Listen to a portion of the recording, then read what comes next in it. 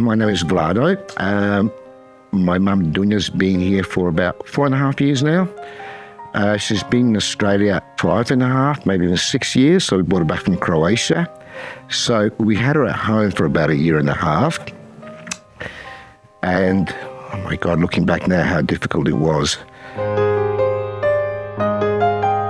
I didn't know what dementia was. I've heard about it.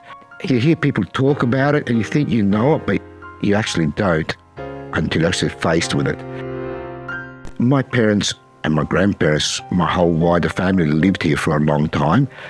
And then when my grandparents retired, they went back. So we all went back. So in that process, over the 10, 15 years, my parents were coming and going. I was coming and going. So every year it was getting more difficult for Dad to manage. And probably the time before I brought her back, I probably should have done it then. So I came back to Australia, and then cousins, relatives, neighbours were calling me, telling me how bad Mum was. So I went back again, and I realised how much downhill she went in that year.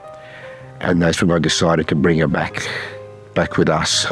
She came to Australia and your dad stayed in Croatia? My dad stayed in Croatia, and in the meantime, Dad was to settle some things before he comes back and here, but then COVID struck. Entry into Australia was restricted, as we all know what happened. And in the meantime, he passed away. So Mum was deteriorated so much that she just wasn't aware of it. So she has no idea. So we had her at home for about 1.5 years.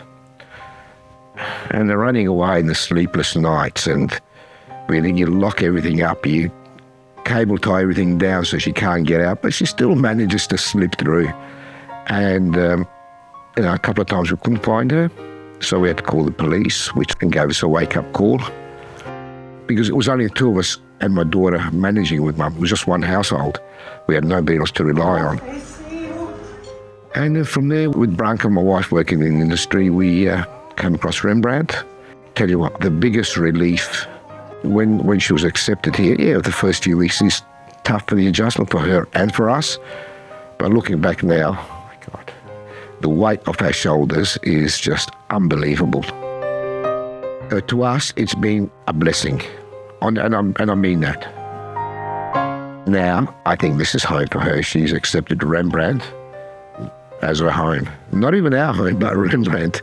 Rembrandt is where she feels the most comfortable, relaxed. Has she made friends here and established relationships with other residents? She has. One of them, Mary, and they would walk around hand in hand all around the place. And Mary's passed now. Mary's passed away, but the word Mary is still in her vocabulary. Yeah, that's how good they were.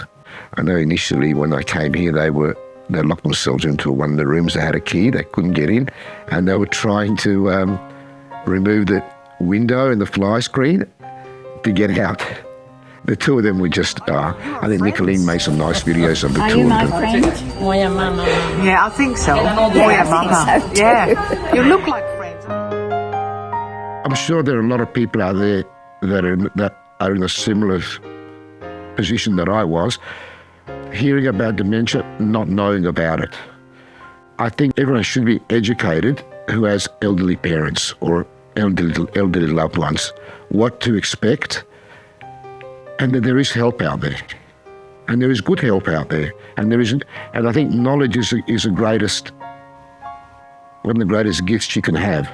Getting prepared for it, because I certainly wasn't.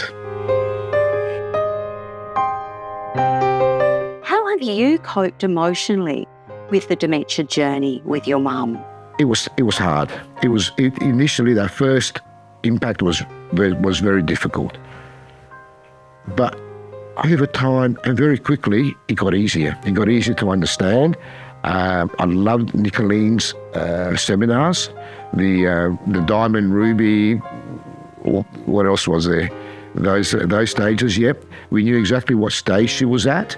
We knew the next stage that was coming. And that made it a lot easier to understand it, a lot easier to follow it, and a lot easier to deal with and work with Mum in that case. So I'm grateful for that.